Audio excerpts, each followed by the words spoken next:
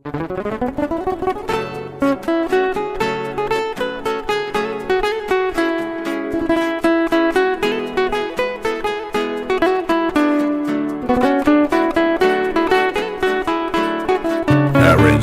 and vocal by ایمان غلامی. بی وفایی کار هر دقیقته، چی داری از من پنهون میکنی؟ من که میدونم منو دوست نداری، چرا دوست داری با هم بازی کنی؟ چرا دوست داری با هم بازی کنی؟ چرا دوست داری با هم بازی کنی؟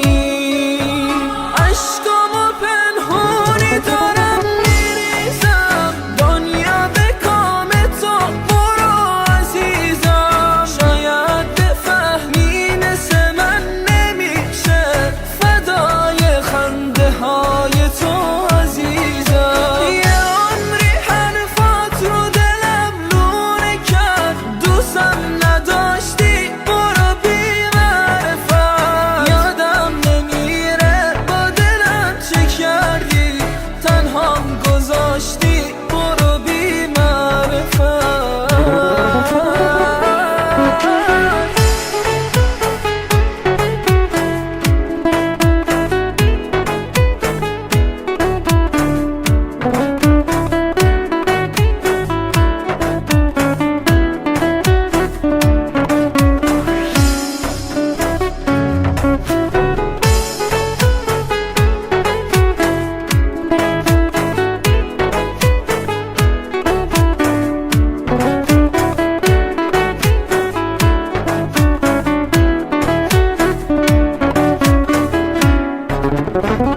بی وفایی کار هر دقیقته،